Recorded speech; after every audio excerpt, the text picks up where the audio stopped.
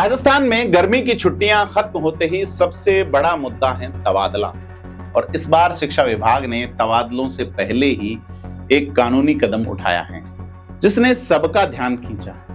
राज्य सरकार के शिक्षा विभाग ने राजस्थान हाईकोर्ट की जयपुर बेंच और राजस्थान सिविल सेवा अपीलेंट ट्रिब्यूनल में एक केवियट दाखिल की है, यानी एक तरह की कानूनी चेतावनी, ताकि तबादलों के खिलाफ अगर कोई कोर्ट जाए तो बिना विभाग का पक्ष सुने एक तरफा स्टे न मिल सकेंगे। आज हम समझेंगे केवियट होती क्या है, सरकार ने कदम अभी क्यों उठाया, क्या यह कदम सिर्फ राजस्थान में ही उठा है, इसका शिक्षकों के अधिकारों पर क्या असर पड़ेगा और इसके पीछे की सियासत क्या है।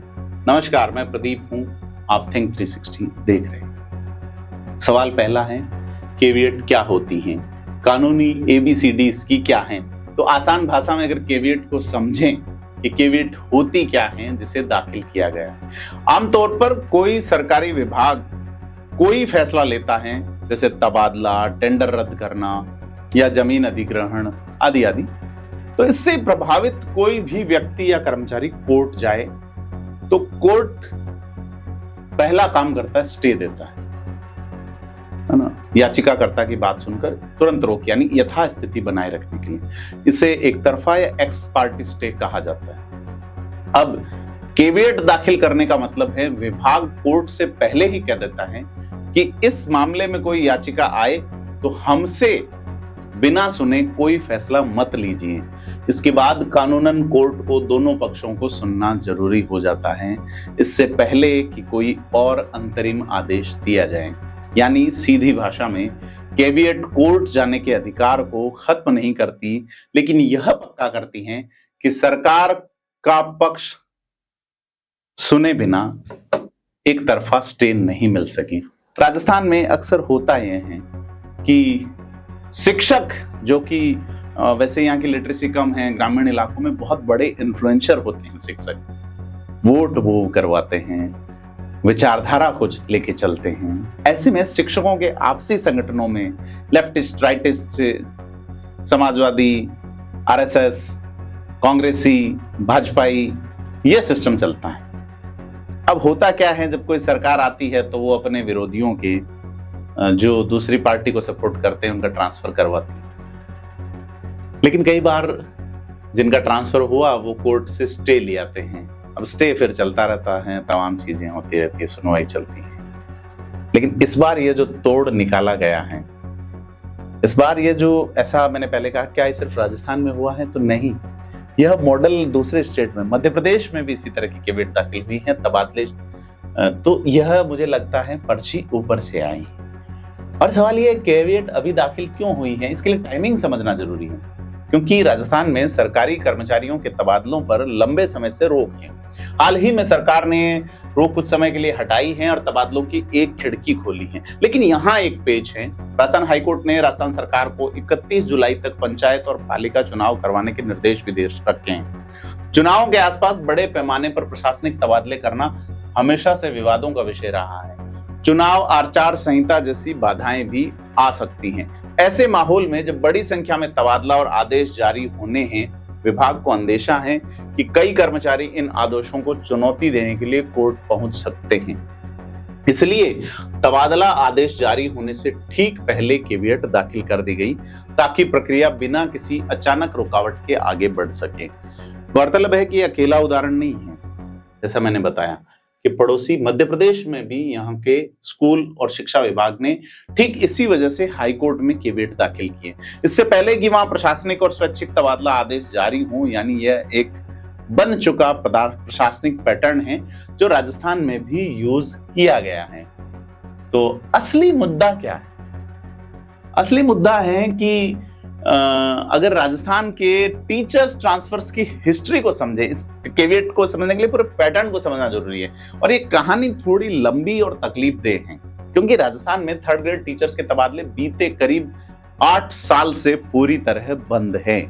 यानी वसुंधरा राजे सरकार के वक्त जो रोक लगी, अशोक गहलोत सरकार ने इसको छेड़ा भी नहीं। शिक्षकों का तबादला, 3rd ग्रेड शिक्षकों का तबादला नहीं होना एक नाराजगी की वजह बनी रहा और अशोक गहलोत की सरकार भी चली। अब भजनलाल शर्मा की सरकार है, लेकिन किसी भी सरकार के कार्यकाल में थर्ड ग्रेड टीचर्स के लिए स्थायी राहत नहीं मिली। राजस्थान के शिक्षा मंत्री मदन दिलावर लगातार यह कहते आए हैं, जब तक एक ठोस स्थानांतरण नीति नहीं बन जाती तब तक की थर्ड ग्रेड के तबादले नहीं खोले जाएंगे। लेकिन ये नीति बनेगी कब, इस सवाल पर वे खामोश। बीच बीच में कुछ राहत मिली, जनवरी 2025 में 10 दिन के लिए तबादले खोले गए, लेकिन तब स्कूल शिक्षा और उच्च शिक्षा और टेक्निकल एजुकेशन डिपार्टमेंट को इससे बाहर रखा गया, क्योंकि एक वर्ग बड़ा है, ये सीधा वोटर को इन्फ्लुएंस करता है, ये विचारधारा को फ्लॉट करते हैं टीचर्स जो है। और अप्रैल 2026 में भी 20 दिन की सीमित खिड़की खोली गई थी और अब सरकार ने 5 जुलाई तक रोज हटाई है। तो इसको ऐसे समझना चाहिए कि एक तरफ शिक्षकों को बरसों से तबादले का इंतजार है, दूसरी तरफ जब आखिरकार एक छोटी विंडो खुलती है तो सरकार सबसे पहले कदम यह उठाती है कि इन्हीं तबादलों को कोर्ट में चुनौती देना मुश्किल बना देती है केवीएट के जरिए। और अब तबादलों के पीछे की सियासत जो है, क्योंकि इस डिजायर सिस्टम की जब तक बात नहीं करेंगे तो आज के वीडियो की बात करना मुझे नहीं लगता कि थोड़ी बेमानी रहेगी सीधे तौर पे। तो यह पहलू ऐसा है जो पूरे मुद्दे को सिर्फ प्रशासनिक नहीं बल्कि पॉलिटिकल बनाता है। रिपोर्ट्स ये कहती हैं जैसे ही तबादलों पर रोक हटती है तो मंत्री और विधायकों के बंगलों पर मनचाही पोस्टिंग पाने वालों की भीड़ उमड़ती है।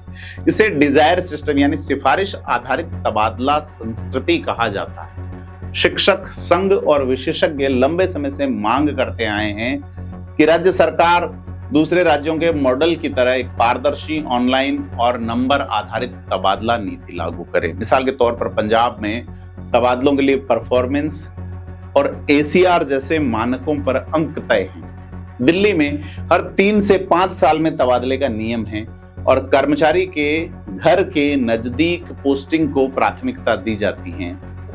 आंध्र प्रदेश में एक जगह अधिकतम 5 साल की सीमा तय है। विशेषज्ञों का यह कहना है कि जब तक राजस्थान में ऐसी पारदर्शी नीति नहीं बनती तब तक सिफारिश और तबादलों के नाम पे होने वाली दलाली को रोकना मुश्किल होगा।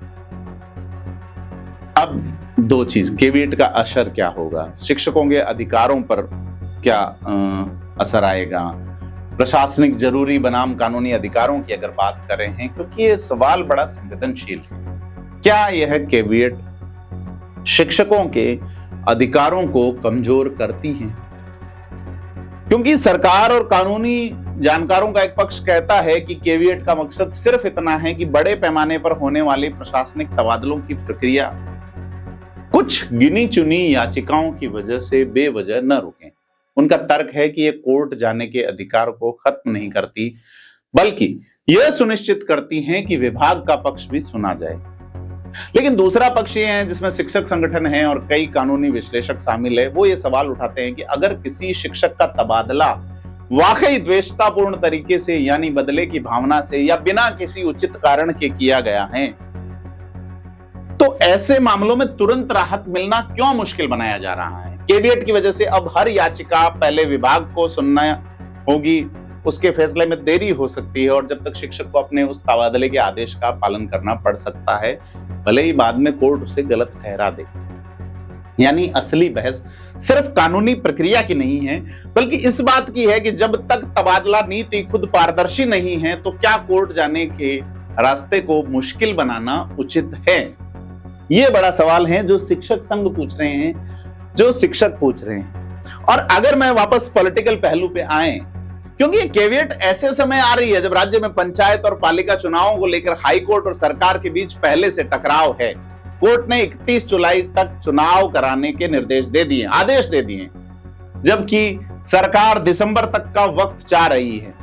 ऐसे माहौल में तबादलों को लेकर कोई नई कानूनी अड़चन सरकार के लिए राजनीतिक रूप से असहज करने वाली है ही निश्चित तौर पे, खासकर तब जब लाखों शिक्षक और कर्मचारी वर्षों से तबादलों का इंतजार कर रहे हैं और यह मुद्दा हर विधानसभा क्षेत्र में संवेदनशील माना जाता है। केवीएट के जरिए सरकार ने यह सुनिश्चित करने की कोशिश की है कि तबादला प्रक्रिया बिना किसी कानूनी व्यवधान के पूरी हो, जिसमें प्रशासनिक और राजनीतिक एडमिनिस्ट्रेटिव एंड पॉलिटिकल दोनों तरह की मुश्किलें नहीं आई।